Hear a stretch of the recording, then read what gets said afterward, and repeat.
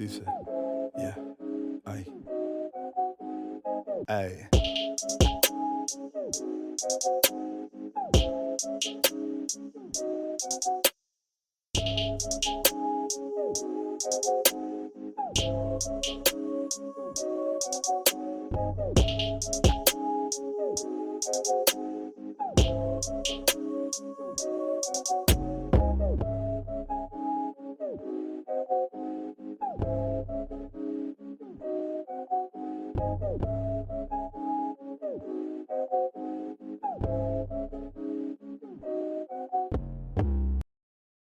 Some stories shake you, and some stories shape you. And today's guest, Susan Snow, brings both, but in a way that will surprise you. Because yes, Susan lived through one of the most shocking nights a family can experience. A Halloween in 1985 that changed everything. When a phone call suddenly turned her world upside down, and adulthood came crashing in before she was even ready. But what makes Susan's story remarkable isn't the tragedy, it's the resilience, the humor, the honesty, and the very human way she learned to navigate panic attacks, foggy nights, chaotic households, therapy that absolutely did not help, and the teenage boyfriend who turned husband and who never left. And through it all, Susan didn't become hardened. She became open. She became a storyteller. She became a coach. And she wrote a book not to relive the pain, but to show others the path out of theirs. Today we talk about trauma, yes, but also about forgiveness, emotional mass, the weird things we normalize, the power of breathing, and why the backseat of a lift might be the universe's unofficial therapy office. This is an episode about humanity, about healing with humor, and about the surprise way life gives us second chances. Welcome to FYI Am Damaged, a place where the healed, healing, and others share their wisdom. Meet Logan, the strong minded little elephant who learns that bravery isn't about being fearless, it's about believing in yourself even when you're scared. In this beautifully illustrated story, friends follow Logan through a colorful jungle as he learns to calm his worries, take deep breaths, and remind himself, I am strong, I am safe, I can do this. It's a story that helps kids, and maybe a few grown ups too, find courage, mindfulness, and strength in their hearts. Logan, the strong minded little elephant, by me, Oscar Luna. Available now at all major retailers and my publisher's bookstore, Milton and Hugo. Because it's up to every parent to show that their child deserves to know that strength starts from within. Susan, can you take us back to Halloween night in 1985 and share how your life and family changed from that tragic moment? Sure, absolutely. Well, I was 17 at the time. I had a 6-year-old brother and pretty normal teenage life. That day, my dad was actually getting ready to testify in a case that he was the lead detective on. And I wanted to go to a party. So we talked that morning, and I asked to go with my boyfriend and friends, and he said no, it was a school night. And so, of course, I left kind of frustrated. But the plan was that dad would leave the court, go pick up my brother from after school care, come home, and at that point, I would try to manipulate my parents into allowing me to go to that party. Being 17. Yeah, it was all about me at the time. Unfortunately, that didn't happen. I was home getting ready. My mom had come home from work and, excuse me, as I was getting ready, the phone rang and I went to go get it thinking it was for me, and it wasn't. It was a lady from my brother's school, and all she said was that there was a drive-by shooting and my dad was involved. And my mom had kind of come around the corner and I handed her the phone the fastest I could. And I tried to listen in, couldn't hear anything, but I watched her body language and that told me that it wasn't good. She got off the phone and looked at me and said, we're going to the school. So we jumped in the car, and it was about 7 minutes from my childhood home to the school where my brother went to. It was a church school. And so when we got there, this was nighttime. It was Halloween night. So it was nighttime. It was dark. The way that the school is set up is there is a parking lot in the middle, and the kids got out on after school care on the back side of the school. So when we arrived and parked, we looked at the back side of the school and it looked like daylight. And that was because there were so many police cars in the lights. And we got out of the car and started heading towards the back of the school. As we got there, we saw an ambulance in the street, and kind of side eye, we saw my dad's truck. So we started to run towards the truck. And the closer we got to the truck, we saw glass on the ground. As we rounded the corner, there he was, partially covered up. And at that point, I watched my mom drop to her knees and start to scream. And I stood there not being able to connect the dots. I really couldn't put it together that he was gone at that point. So what I ended up doing is hyper focusing on the ambulance. And the conversation I had in my head was, why isn't anyone helping him? There were two officers that came, and it was pretty quick. They came and they grabbed us by our arms and escorted us back into the school. And we went into an office. I sat down, and my mom got taken aside by some detectives. At this point, I had no idea where my brother was. I didn't know if he was hurt. I didn't know if he was at a hospital. I had no information whatsoever. And I sat there. There were two ladies in the office, and they were talking to each other. And the one lady said that my dad was deceased. And that's when it hit me. That's when my world cracked. And as I sat there just trying to process everything, and it was very chaotic that night, if you can imagine, like so much going on. And when I heard that, I literally felt like I wanted to jump out of my chair and run away as far as I could. But I couldn't, because my entire body felt like it was filled with cement and I couldn't move. My mom came into the room and she said, I'm sending you with a neighbor. I know part of me wanted to run for sure, but there was a part of me, the kid part of me, who wanted to be with my family unit. I wanted to be with my brother and my mother. And unfortunately, I didn't get that at all. Right. And so I ended up going with a neighbor. And she had known us for years and years, and she was trying to process everything. Our neighborhood went from very quiet to filled with law enforcement. Wow. It was a big story at the time. And so not only was there law enforcement, but the media ascended as well. And I, at the time, was just inconsolable. I didn't know how to process any of this. And I just, at the time, wanted my boyfriend. And we had only been dating 3 months. He was 19 at the time. And, most guys would have hightailed it out of there, but he didn't. Nice. 40 years later, he's still with me. But I had the neighbor call him at work, and she didn't tell him a whole lot. So when he showed up at her door, he was like, grab your purse, grab your jacket. Where's your mom? Where's your brother?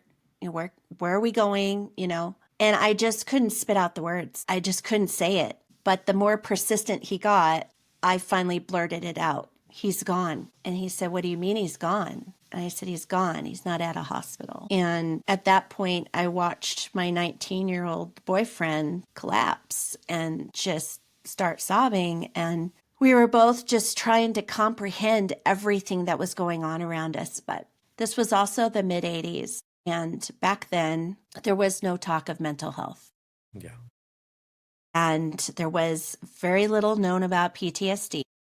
In fact, it was called shell shock then, because it was only for people coming back from war. There were no resources for kids, even within LAPD. They had systems in place to support the widows and the widowers, but not really anything for the kids. Right. So I stayed a little bit at the neighbor's house until I decided I needed to go home. And so my boyfriend and I walked home. It wasn't very far. And through all the police officers who were trying to figure out who I was. And as soon as I told them who I was, their faces went completely white. Wow. And they didn't know what to say. And they just kind of escorted me into the house. And when I got into the house, my house was filled with people I had never seen, ever. And I did what a kid does. I went in the door and I went straight to my room and I hid. Because I didn't want to talk to anybody. I didn't want to answer any questions. I was still trying to process everything, and everything around me was so chaotic at the time. I just stayed in my room. I just wanted to make sure that nobody bothered me. And I could hear my mom in the house, but she didn't come out. She was obviously busy and people were, dealing with her. And I stayed in my room all night. I didn't sleep. I could hear my brother crying. So I knew that he was physically okay, but I had nothing left. And I couldn't go and console him or anything. I just laid in my bed and until I could peek out and see that it was daylight. During That's the when I came out. research, during the research for your book, well, hopefully it wasn't a common thing, but before your father, excuse me, was there another, has that ever happened in your town? No. In fact, it was the first time in the LAPD annals that an officer was murdered for doing his job. And we didn't know it at the time. That didn't come out until later, that we too were targets. And that's why we had so much police presence. And we had that for 6 days. And the reason we had that, nobody told us. So we just thought this was like, is this a normal thing that happens? And there was so much media presence as well that I thought, well, maybe they're just protecting us from the media. I didn't know, but I had bodyguards. And so I went from having this like normal teenage life to this in a day. And it was a lot to comprehend at the time. And especially having all of that around you for 6 days. And, my friends would come and see me and they would be interrogated, at the front door. Even my boyfriend, because the night shift and the day shift wouldn't talk to each other. So he had to keep saying, I'm the boyfriend, and it was so surreal at the time. It was a really surreal feeling. And I, during those 6 days, started to have symptoms of PTSD. And I went into a very deep depression. I was not sleeping at night. So I was kind of living in a fog. And I had panic attacks because you see, my dad was always my security. I always felt safe because my dad was around and now he's gone. And that kind of rolls into my second question, which great segue. Before the loss of your father, what did your world look like, and how did your father's role as an LAPD detective shape your perspective on yourself or life in general? And you touched on that as being your, security blanket, and what else? What else? Well, I was very lucky because I had a father that was very present. And I talk about this a lot because I think it's very important. My dad was, anytime you had a conversation with him, he always made you feel like you were the most important person in that room. He wasn't distracted from other things. Like when he was talking to you, he was very present. And the other side of my dad that kind of made me laugh a little bit was that he compartmentalized so much in his job that he was a robbery homicide detective when he was killed, that he would come home and talk about his day when we're eating spaghetti dinner, right? And he's describing the dead guy that he found, that had been dead for 6 days. And I would have to be like, Dad, gross. Like, don't talk about that right now.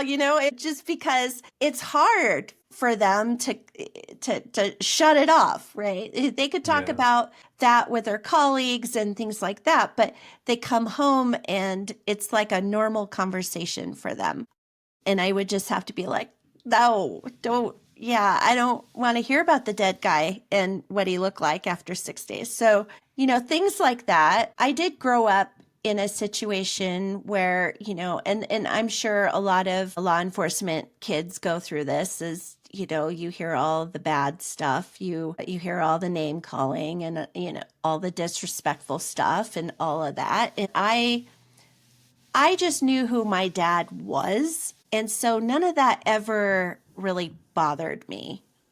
I knew that he had integrity in his job and respect. And there were several times where he showed it, And he taught me to accept and love all people. And I'm really, that's something that I'm really grateful for, that I had a parent that taught me those values. So on the other side of that was my mom. And my mom and I really didn't have a healthy relationship. And so when my dad was killed, not only did I have to deal with the loss of my dad, but then I also, because he was the go-between, the voice of reason, and he was gone. And so I was worried about how I was going to navigate the relationship with my mom without him around. And I really struggled with that as well. In the aftermath, how did grief trauma and the lack of mental health awareness affect you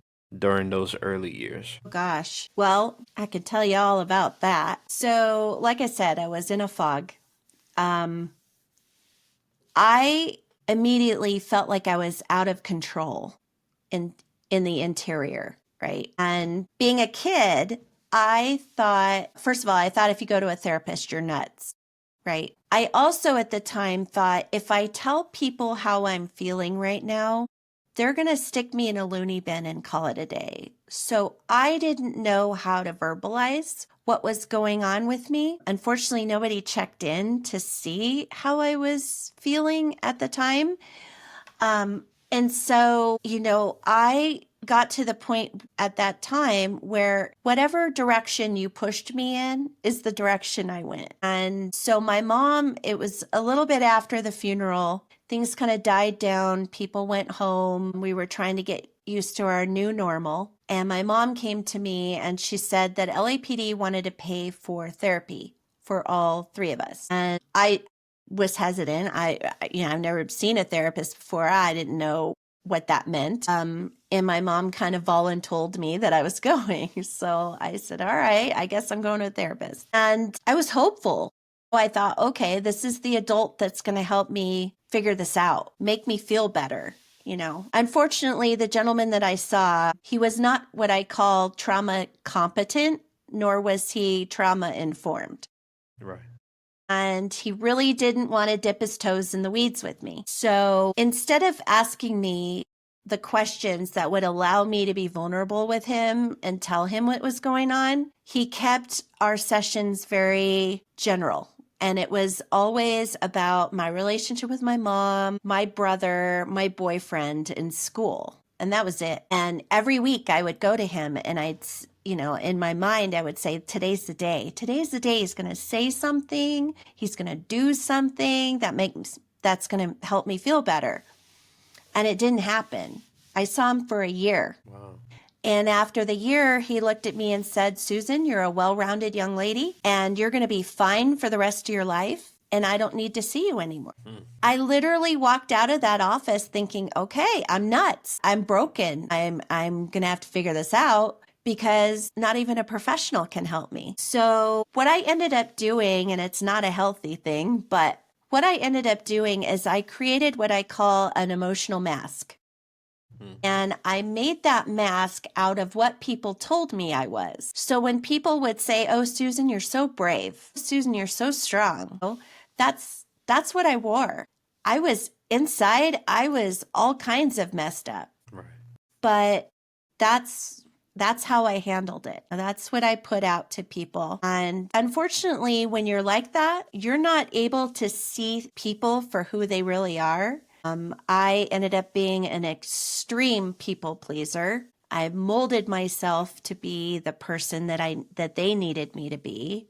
So I was not even myself authentically. I just kind of lost myself a little bit in that time. And I relied on fight, flight, freeze, and fawn. That was just how I dealt with whatever the trauma was doing to me. Your book, The Other Side of the Gun, puts your experience in a powerful new light. What inspired you to share your story so vulnerably, and what do you hope readers take away from it? Oh my gosh. Well, first of all, I didn't write that book until I was 50 years old. I had to get to a point in my life where mentally I was okay and I had the tools enough to help me move through all of the emotions and re-traumatize myself, really. So when I started to write the book, the reason I started writing the book is because for so many years, people have had this story in their own heads of who I was, their perception of who I was. So they made the story up in their own minds, and it was usually wrong. And so I thought, you know what? I need to show people who I am. I need to show people what it looked like to heal from this. So there was nobody that was able to make a connection with you regarding what you're going through, to see behind the mask because of what they went through, or it was just they knew you, they knew what you went through, and they're like, I'm not going there. Yeah, I no. can't. No, I mean, before I wrote the book many years, I'll kind of back up a little bit. So what changed the trajectory for me was I ended up marrying the boyfriend. I had 2 kids, and I got to the point where I thought, if I leave everything in Southern California and move to another state, I can have a fresh start where no one knows who I am, no one knows my story. I don't have to look behind me, because when you're a target, that's always in the back of your mind. And so, and the funny thing is, you can leave geographically, but it doesn't necessarily mean that that it's not going to follow you. Yeah. But we ended up doing that, exactly that, picked up, left Southern California and moved to Colorado, which is where I am now. And at the time, we moved here in 97. And in 97, I was working as a hairdresser. I was working in a salon that was very close to Littleton, Colorado. And on April 20th of 1999, I was working that day. I had taken a break from a client, went into the back room, turned on the TV set, and up popped the live coverage of the Columbine shootings. And as I watched it, I had flashbacks of the night my dad was killed. And I started to have a panic attack. I turned white as a ghost. I knew what was happening. I knew what was happening to me. But I was confused because I was told I was going to be fine for the rest of my life. So I didn't recognize what was happening to me. And even my colleague who was standing next to me, she was confused because I hadn't told anyone my story. Wow. So she left the room, and I did what I always do. I put that emotional mask back on, and I just kept telling myself, this has nothing to do with me. I don't have kids there. I don't live in the neighborhood. Like, this shouldn't affect me. I'll be fine tomorrow. And I went out and I finished my day with my clients, and everybody around me was emotional, crying, angry, all of it. But I was stoic, and I kept lying to myself the whole entire time until I walked out the door. And when I walked out the door and walked to my car, everything came flooding back. Everything. This time it was worse. And I stopped sleeping again. I felt like I was completely out of control. I had suicidal ideation, and it was scary because I didn't want to feel like this anymore. But I had 2 babies at home that needed me. And so I was having this fight in my brain, in my head. And my husband, being the smart man that he is, he recognized it. He stopped me at the door one day and he said, you have 2 choices. You either get help or I'm putting you in a hospital today. And so at that time, I was so scared that I literally put up the white flag and I surrendered and I said, okay, I will go get help today. So I made an appointment, went to a physician who put me on antidepressants because that's what they do. And then he handed me a business card of a trauma therapist. And he said, I want you to make an appointment with this therapist. And I laughed in this man's face. And I said, I tried that 14 years ago and it didn't work. So what makes you think it's going to work this time? And he said, you don't have a choice. So I said, all right. That's like a running kind of thing. Yeah. You have no choice in You doing have no mind. choice. Yes, that's the universe smacking me in the face, right? So I made an appointment with the therapist. And as I sat down with her, the first 3 minutes of sitting down with her, I knew this was different. She was finally asking me the questions that I had wanted to hear when I was 17. And when she was asking me those questions, it made me feel like I had a safe space. That you've talked about bulldozing your fear to find freedom from pain. Is it possible to describe the turning point or practice that helped you begin this process, which is where we're at now? That's Yeah, perfect. absolutely. So she sat, she listened to me intently as I felt like I could be vulnerable with her. And I told her everything I went through at 17 and what I was currently dealing with.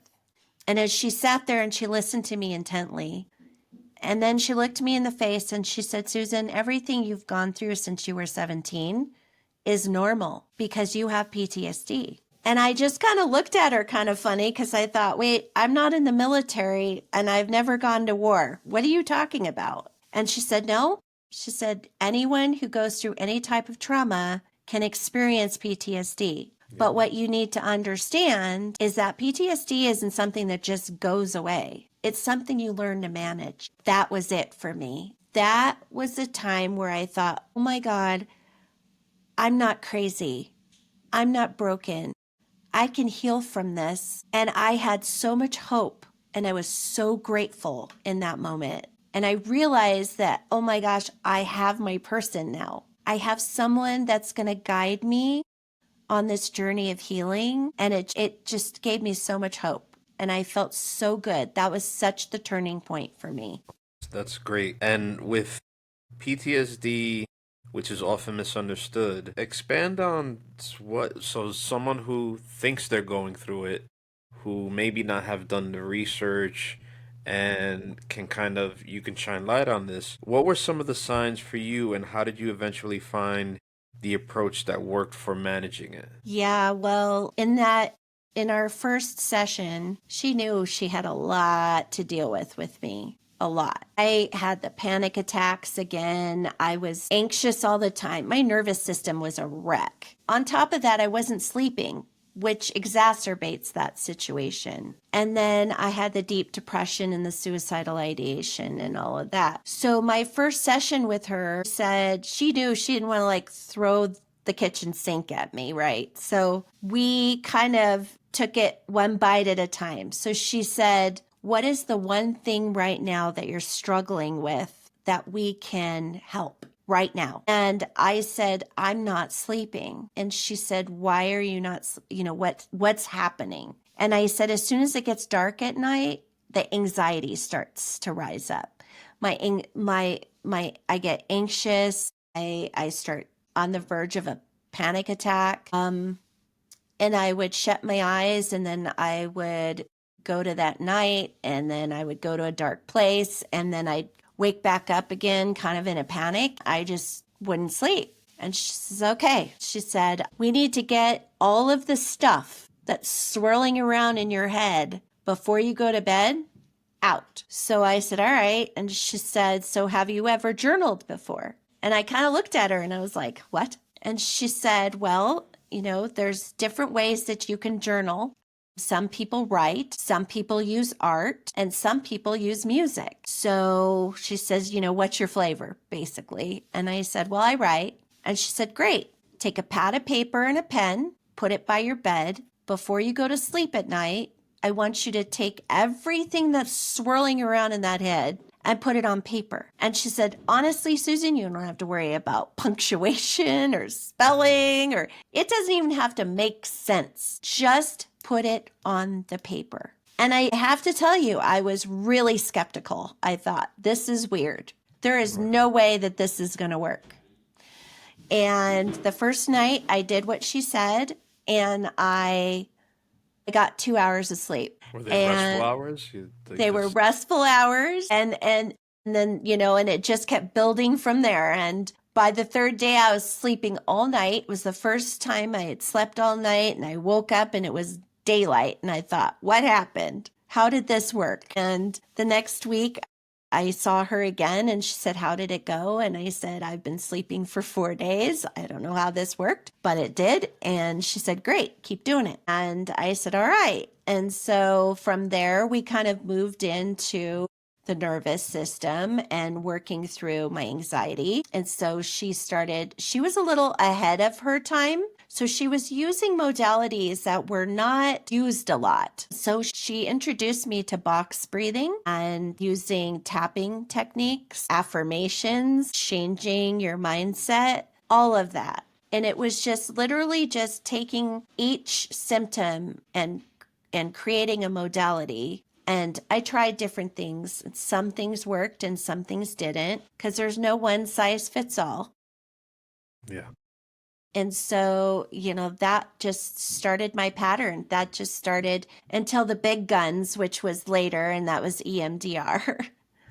But that just started me. That I would say that was the first time I bulldozed my fear, because I had to allow myself to do these modalities, and really dive in. And so, yeah. No, you're right. You have to be ready. My wife speaks highly of EMDR. I haven't yet to do that one yet. I really would like to, and that's the one reoccurring theme for me, is that with my journey is when I have to be ready. You have to be ready. That's the one thing, and I tell that to people. It's like you jump into it, and then you wonder why it doesn't work. Like, are you really ready to do that? Like, you Right. have to get curious about being ready to heal, and not just say you're gonna do it because somebody else says, "Yeah, you kind of messed up. You might want to do something about that." Like, Yeah. Well, and even through that, like, it also allowed me to kind of zoom out and look at the whole big picture for myself. And as I got farther into my healing, I allowed myself to start to forgive. And there's such a myth around forgiving, right? And most people, they think if you forgive someone that you're forgetting what happened, which is not it at all. For me personally, I looked at it as I watched my mom fill with hatred. Okay. And my mom lived in victimhood. I wanted to be a survivor. And in order to do that, I had to take my power back from them. And so when I took my power back is when I decided, okay, I am forgiving you because I want you to know that I'm going to heal from this. And you are no longer going to have power over me. You are no longer going to hurt me. You're not living rent free in my brain anymore. And I absolutely did not allow them to take my power again, I period. can I can definitely relate to you on that, because when I had my at least release from one of my major traumas, it was learning how to forgive myself, actually, for making myself feel that way and releasing what represented them and what I kept bottled up or jailed in me. There's that book, I forgot, Carolyn Miss, a friend of mine recommended, and it's basically walking you through and doing the same thing, letting you know that, okay, you have a castle in you, and you go to the dungeon, and they're there behind, in the jail cell. You release them, you forgive them, but it's all about forgiving yourself. Because I was Mm-hmm. there too. I was like, I'm not gonna forgive them. Like, they can go, jump off a Right. cliff. It's like, Right. no, they're not gonna get not even half a breath of anything from me. And they're like, no, it's not about them. It's about you. You've been torturing yourself for decades off of what you went through. You need to forgive yourself for doing that to yourself. And all these other little things. And it was eye-opening. It was finally a safe space for me, and I was able to release that to the point of, like, everyone, and right after I did that, everybody's like, "You okay?" But not that they were worried about me. They were like, "You seem fine. You seem actually a little bit Yeah. happier." Yeah. And I'm like, "Yeah, I'm good." But before, yeah, It's a weight. It is literally a weight that is lifted off of you. that's one thing I tell us they did, and people who ask me, like, how does that feel? Like, I said, well, it's good and it's cautionary, meaning that you get that one anchor off of you, then you start discovering all the little anchors that you've been carrying around that's on you that you never dealt with that kind of developed in the background. So that's where I'm at. I'm, working on any anger issues, any irritability, any sort of Hmm. different anxiety and different things that I never got a chance to work on because I let that one thing sit on my shoulders for so long. And I tell people, I warn people, I said, not in a bad way. When you do something like that and you're finally ready, able to release, know what comes after that because that's what came for me. And if it does for you, at least you're forewarned. Yeah, for sure.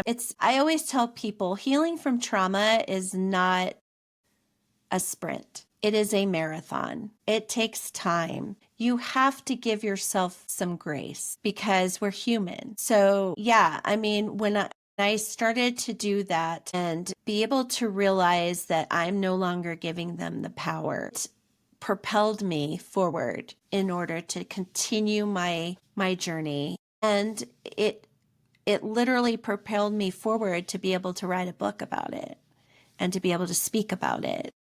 Awesome. That's why we're here today. I can only imagine how many speaking engagements you had, and even that effort to write a book. It's I know it's a lot, Yeah. and And you spoke about fear, and my God, yes, I was fearful. I knew when I wrote this when I was writing the book, I knew I needed to be 100% authentic because if I didn't, then I wouldn't make a difference in people's lives. And so I wanted to be as vulnerable as I could. And I wanted to be as authentic as I could. And my plan was that I wanted to take the hand of my reader and literally show them the journey and show them what resiliency looks like at the end of that. And so, yeah, I mean, that was part of my process, but I really wanted initially when I started to write the book, I started to write the book about or think about who I was writing for, who I wanted to touch, who I wanted to connect with it.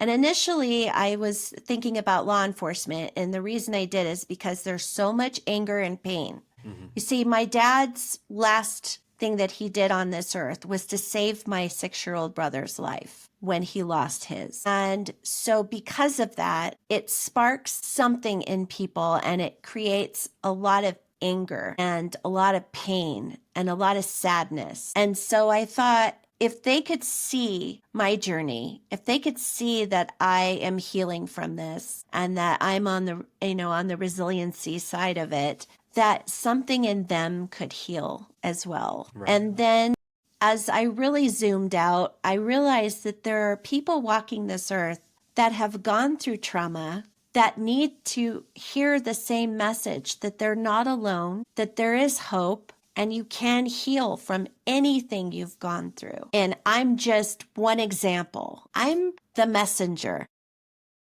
Mm. I'm just the messenger. Right. And so through that, I found my purpose and I knew that it was important for me to be able to allow people to connect with me on a human level. And so as I was writing it too, I also had fear, multiple fears. I had a fear of my mom and our relationship was just hanging on. And I thought, in my telling my truth, I had to tell hers. And because of that, it could end what we had Mm. or it could open a conversation. And I had to be okay with either way it went, right? Either outcome. The second fear I had is that my husband, we've been together 40 years now, we have gone through a lot in those 40 years. And I thought, this could open some wounds for him. He too went through trauma Mm. with everything that I went through. I was So, I was gonna ask, did he follow the same thing with therapy? Hmm. no, no, Okay. we spent so many years for me healing me that until the book started to evolve, I realized, oh my God, we've never talked about it. We've never opened a conversation around his trauma as well. And I feel that part of the things that we went through was because he's unhealed. And when you're unhealed, you make choices, and sometimes those choices are not healthy. And there's no blame there. There's no judgment there. It's just, that's what we do as human beings, right? Yeah, and with We're how not, society is, we're yeah. not perfect. And so I thought this could, bring up some wounds for him. And the third was my safety. There were still 2 men that were incarcerated. And I thought, once you've been a target, there's always that feeling that there might be retaliation for me talking about this again and putting it out there again. But as I was having these fears, and this is where I talk about bulldozing your fear, I realized that the message that I had was more important. The people, the faceless people out there that needed to hear this message was more important than my fear. And because of that, I was able to bulldoze through it and keep moving forward, because the process of writing was not easy. It took me 4.5 years to write it. Wow. And it was because I had to really dive and I had to relive, and I had repressed memories come up, and, it was a lot. But I'm so grateful that I did it and that I was able to keep moving forward. And I can tell you that I'm pretty sure my dad was kicking me in the rear end to get it done. I can completely relate, because that's one of the reasons why I want to have interviews like this, because not everybody's story is told. You only get barely the 0.00 or whatever 1% of all the stories that go on, and people still think when I go through this, I went through this alone. There's so many similarities, and to show someone's story and give them the platform, they can be like, wait, and they're getting better from this, and they went through this as well. It's like, yeah, like, hey, like, get on the train. It's like, it's moving. Everybody's doing their thing. Everybody is expressing themselves. Everybody's healing, and you need to do this as well. Well, and here's the thing. And along the way of this journey, I've really gleaned some good lessons from it. And one of the lessons, and I talk about this a lot actually, is that not all trauma is the same. So just like if you had, you have to go to a cardiologist for your heart, and you have to go to an oncologist for cancer, and there is different therapy modalities and journeys for different types of trauma. You can't lump us all into one pool, right? It doesn't work that way. And so I feel like the only way that I was from my first therapist to my second therapist. Now I was lucky because it only took me 2. But from my first therapist to my second therapist, the difference was that they understood my trauma. The second therapist, she understood my trauma. She knew the journey that I was moving towards, and she knew the modalities that she needed to utilize, right? And because of all of that, it allowed me to feel like I was safe with her. It allowed me to be vulnerable, because that's the key. If you are not in a safe enough place with your therapist to have honest, deep conversations about your trauma, and you're not able to be vulnerable, the healing isn't going to happen. And so I tell people it is your journey, it is your healing. And so in order to find the right person for you, interview them. You have every right to. This is your journey. It's your healing. It's not their healing. It's yours. With vulnerability and courage, which are reoccurring themes in your coaching, what role do they play in recovery after a violent loss? Well, and I know that's the scariest thing ever, to be vulnerable like that, to allow another human being seeing you raw. And it's kind of like standing naked on a highway, right? You're out there. But like I said, the most important thing that you can do for yourself, and when I say healing, I mean healing yourself. You're not healing for your wife, and you're not healing for your husband, and you're not healing for your children or your mom or your dad or anybody else. You have to heal you. So you're investing in yourself and in your life. And what happens is when you're able to do that for yourself and you start to heal, it's a ripple effect. The people around you start to heal as well. So taking that responsibility, taking that first step, I know it's scary. I get it. But I promise you, if you have the right person, the right therapist, professional that understands your type of trauma, that's able to give you the modalities for you to heal, it will change your life. I completely agree with that. Everyone needs to understand that, you are to a certain extent in control of the inputs you bring into your life. And it's okay to say no. It's okay to say, I'll think about it. It's okay to be like, let me see this, as long as you can do the proper research and, again, interview and say, hey, look, this is what I'm going through. Like with my current therapist, is just, I don't want to sit here and just, regurgitate everything I've been through. I've done that before. Like, my goal is to actually heal. And if you can't give me anything to heal with, then we Right, can't really do anything here. right. So they understood that, and I'm seeing where it's going, and it's a very powerful tool to know that, you know what, I'm standing up for myself, I'm advocating for myself, and I'm gonna be better off for it. Absolutely. Yeah, when you do it enough times, and it does feel empowering. For sure. Yeah, I mean, and therapy doesn't always have to be just sitting around chatting. It's really rolling up your sleeves and doing the work. And, um, I think that if I didn't have the tools that I learned through therapy, I would not have been able to get through writing my book. There were days where I was spent, like I had nothing left. And I had to give myself grace on those days and go and do something that gave me joy to recalibrate.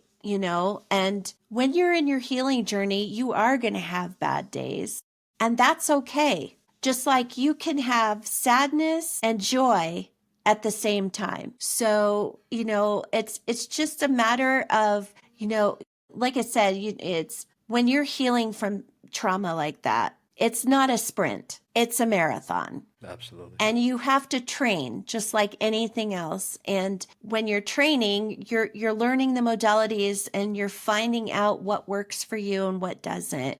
I would say the main thing, the one thing that helped me the absolute most, and I still do it, and I incorporate it into my talks as well, is breathing techniques, is regulating your nervous system. Because when your nervous system is not regulated, your brain takes over, and that can be a scary place. Yeah. You gotta kind of stay in connection with yourself, and that way you don't feel out of control.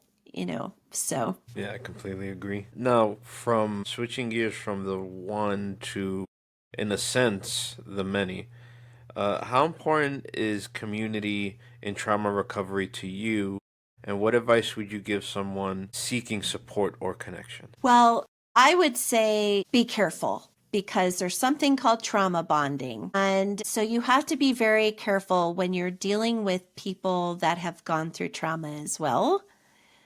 And a lot of times I feel like if you find something that gives you joy and you like say, you're into yoga or something like that, right? That's going to tend to fill your soul more than sitting around in a circle with people talking about their trauma constantly. Because what happens with someone who has PTSD, that has trauma, is it's very difficult for you not to be able to take on other people's trauma. So that's only exacerbating your own trauma. So you have to be really careful about things like that. So when I tell people, if you, let's say, lost a child, whatever, yes, being around other parents that have lost a child is a little different just because they understand the feeling of losing a child. And in that you can create connection and community. But when you're dealing with a trauma, like all different types of things going on, that's when the trauma bonding can happen. And you have to be very careful with that. So Now that you coach others on trauma resilience, what's your message to those who feel stuck in victimhood, not feeling enough, or hopelessness? well, I think when I talk to people, I know that there are days where you're going to have hopelessness, and that's normal because you're human, right? But you can't stay there. So for people that are in that boat, I always tell people, like, sometimes it's just the little things that you could do for yourself that can make you feel better. So whether that is taking a walk, getting some fresh air, reading a good book, like the little things make a difference, even if it's just the tiniest thing. They need to get your book. It's perfect because they can see you're like a, what do you call those? Like a, not a compression chamber, but they can get a lot more in one read to catapult them in what they're doing. Because you include all of this in your book with your I do. healing and everything. Yeah. So to get that, it will put them, it looks like it will put them leaps and bounds. Well, I call it At you least on probably like they don't can know see the this. big. You look young, so you might not remember Cliff Notes, but Yes, no, I that's do. kind of what that's kind of what I wanted for the second part of my book, is that I gave people just a glimpse of what it could look like. And maybe they wouldn't make the same mistakes that I did, right? And maybe in what I'm telling them that, yeah, that it would move the needle a little bit farther over and help them in that way. But that was the whole purpose of that book, was that I wanted to give people a glimpse of things that different people deal with. And it's really interesting how, I'll give you an example. I had a woman who, I'm also a realtor, and she was a realtor in another state, and she lost her husband in 5 days to COVID. He dropped dead, like he was gone super Wow. fast. Really healthy guy, marathon runner, no problems. He was a healthy man, and he died. And she spiraled. And she was on social media, and I saw her spiraling. Like, I could see it in her posts and all this. And she had hopelessness and all of that. And so I reached out to her, and I said, I just wrote this book, and I think that it might help you. And I would like to gift it to you.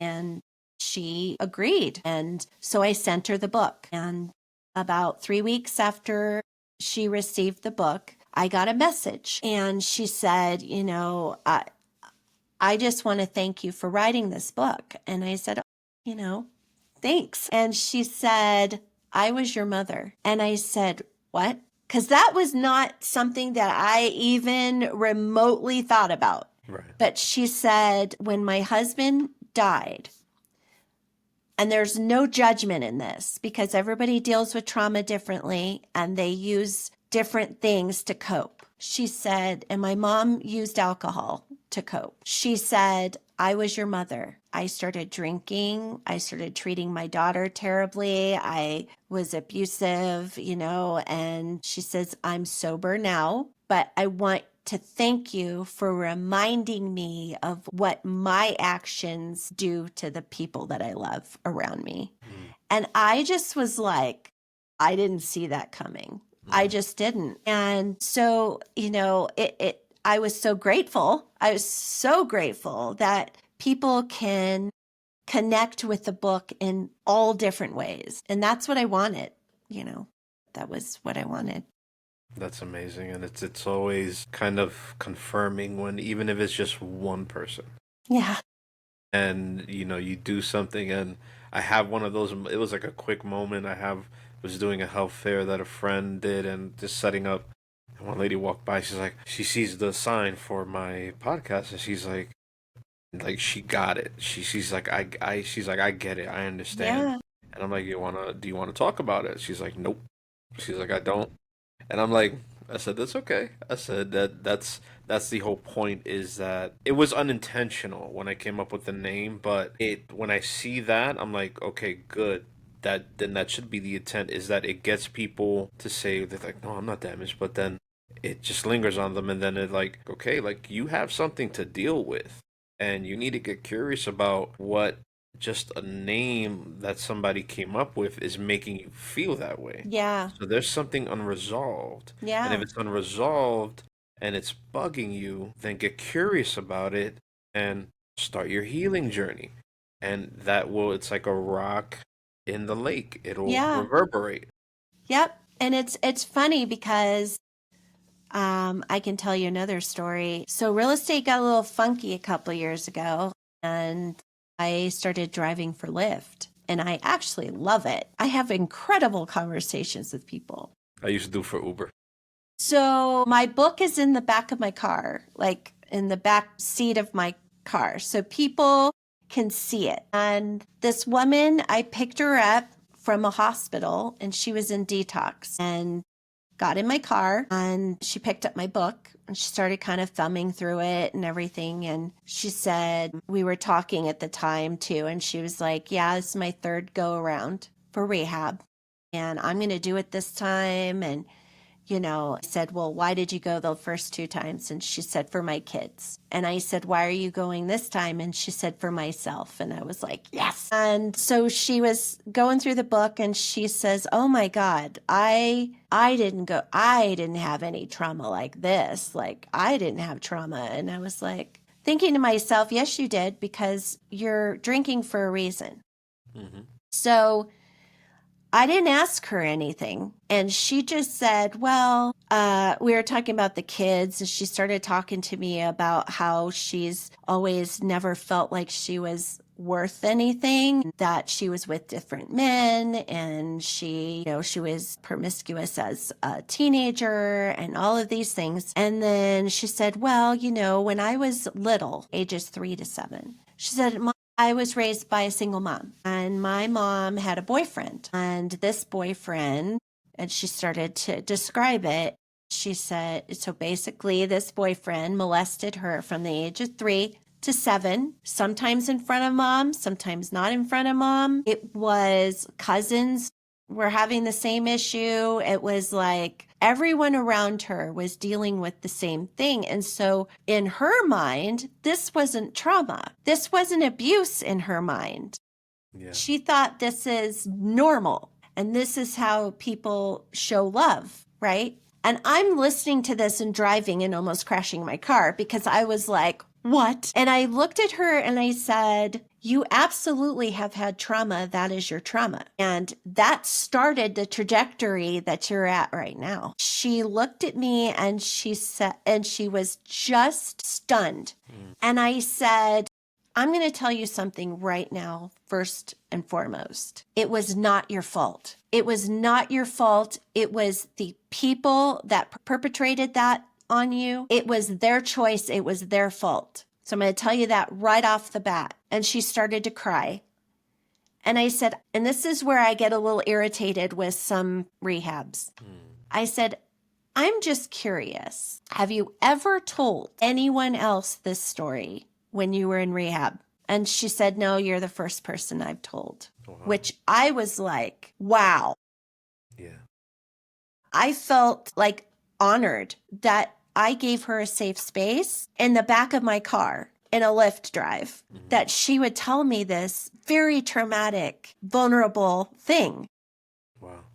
And I was just taken back by it. But I told her when she said, I haven't told anyone. And I said, and they never asked. And she said, no. And I was just stunned. And I said, this is what I want you to do tomorrow when you go for the third time. You've already told your story to a stranger. So I want you to tell every professional you come in contact with at that facility your story, because that's what you need to tackle. And when you're able to heal from that, sobriety is going to become a lot easier to attain. Yeah. So she was like, she didn't want to get out of my car, but I was just like, I gave her my book And I said, I want you to read this while you're in rehab. And I just said, you can do this. You can do this. You just told a perfect stranger your story. You just took the first step. Yeah. And that makes a difference.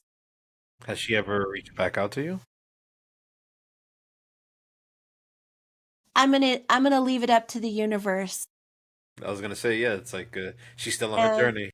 yeah, I'm gonna leave it to the universe, and maybe one day I'll hear if she was successful or not. And hopefully she was. Something in me tells me that she is. And I think, that was a big lesson for me because I realize that there are people walking this earth who have gone through trauma but don't recognize it. Yeah, they do that self normalization, and I seen the part that you mentioned where a lot of people just say, well, I'm just, a whiny little person. And because I see somebody going through something that I haven't, I can't imagine how they're walking through life, feeling like they're normal, going through that. I look at them and say, oh, they look like they're put together. But then hear their story and say, well, shit, what I went through is nothing compared to that. So, I should just, sit down, shut up, and, be grateful I don't have to go through that. But it's like, well, yeah, you're still walking around traumatized. You're still Yeah. carrying that. And okay, just because it's not as bad as maybe someone has went through, does that negate you wanting to heal? Yeah. Yeah. And every trauma is different. And, it's their experience of it. And so you can't compare one to another. And I tell people that all the time. Like, that's a part of trauma bonding as well, is that, oh, well, my trauma was worse than, or your trauma was worse than my trauma. And no, you had your own trauma. We all have things that we go through in life, right? And Hmm. it does not negate it. It does not make it less than, because it was your experience. And, and everybody is different. So, yeah, I mean, I think for her, it was just, she had to hear someone else say that was trauma. What you've gone through was traumatic. Hmm. What you went through was abuse. It was abusive. And it started your mindset, even at that age, right? You're very impressionable in those ages as well. And so, of course, you've led the life that you've led because that started you on your journey. But here's the great part: you can stop it. You Absolutely. have the power to stop it. Yeah, So, definitely. yeah. The one torch I carry around and I always repeat to people is what I do for myself, basically in a statement, is saying I find my strength through vulnerability. Mm-hmm. It's the best way because once they see someone, they look at me, they're like, you're a stand up guy, you're this, you're that, and everything, all positive. And then I tell them what I go through, and they're like, "You went through what?" And Mm-hmm. this and that, and you're doing this, you're doing that, and getting into like the details, and then you hear their story come out, and Mm-hmm. they're like, "Whoa, I saw him as such and such. I didn't know he went through such and such," and I'm like, are you okay? You don't have to tell me if you like.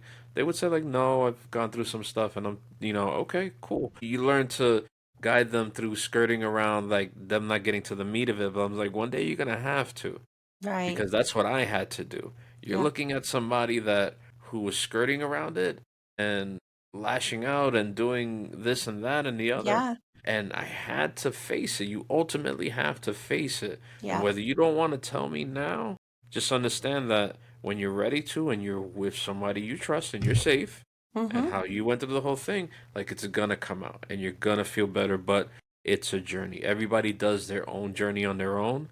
But when you have the opportunity to just turn your head and look and see the people walking that same journey with you, you know you're not alone, finally, Yep. and you can start healing. Absolutely. And, and that I think that is the most important right there, is that the bottom line is that people want to be heard And seen. sometimes Yeah. and seen, but sometimes you just have to make that first step, or For me, I think when people see you being vulnerable, you telling your story, that they think, oh my gosh, if they can do that, I can too. And then they'll start to divulge whatever it is that they have gone through. And so, like I said, I've had some really, really incredible conversations with people in the back seat of my car that I have been so grateful to have those conversations, because not only are they getting something from that conversation, but I am getting something from that comfort. So there's times where I have imposter syndrome. I went through that when I wrote the book. I thought, who's going to read my book? Come on now. Yeah. Who's And gonna then listen to my podcast? Like, trust me, yeah, I yeah, know you get exactly that. imposter Like, nobody's gonna syndrome, and it, play it just this. it just happens, right? But the universe definitely shows me um and brings me these people and these situations to remind me that this is the purpose. This is what you were put on this planet to do. And so I'm finally accepting it. I'm finally, and I say I'm finally proud of who I am. And I've not been able to say that forever. And now I'm at that point where I'm proud of who I am and just the journey that it's been and continuing, because just because you write a book doesn't mean it's over. I'm still healing. I'm still evolving. I'm still learning about myself and others around me. So, but it really, when you do take the time and you do heal from things that you go through, your life changes, very much changes, and you can create the person that you've always wanted to. I definitely get that, and I know what you're going through because I released I was going through the same thing when I came up with it in 2022, and then finally released my children's book, and I'm like, nobody's gonna care. There's thousands of children's books out there, and I named it after my son, and it's focusing on like the resilience in children, and doing the self affirmation. It's called Logan, the strong-minded little elephant, Mm-hmm. and people were kind of, they were like, wait, okay, and then I was like, read it, check it out. You go to those closest to you, and there one person who read it, they're like, yeah, some adults need this. Yeah. They need to know that they feel a certain way, and that there's the techniques, the breathing, Mm-hmm. self-affirmation on your heart, and just, listen to what your heart says rather than being in your head. Right. And on the level of, for children, it can be so detrimental because not many of them speak out. Right. Not many of them say, I go through this, I feel this, unless Mm-hmm. they know a parent that can say, hey, what's going on? And going through all the things you said, and it's again, yeah, it's another new journey, and Mm-hmm. I'm trying to make sense of it and making sure that I make the right moves, and knowing that it's just okay, we're not talking about, hey, let's try and get a kid to bed or whatever. Is showing them that, you know, learn resilience from a young age, and understand that, okay, it's all right to feel this way. Yeah. But it's also all right to feel empowered, to know that, I can feel that way, but then it's not really true. And Right. if it is true, then let's figure this out together. Yeah. Yeah. I mean, and that was important for me, even in my healing journey. It's important for me to show my children too. I mean, I had a podcaster that asked me the other night, like, what's your legacy? Well, what your dad's legacy was, right? And, his legacy is that people look at him as a hero. He saved his son's life and lost his. But his legacy is also the ugliness of it, what actually happened.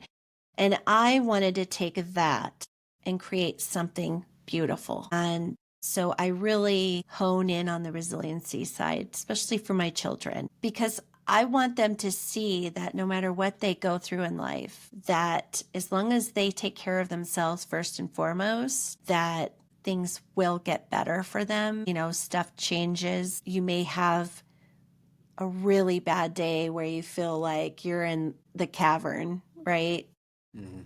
but the next day is a different day, and it does get better.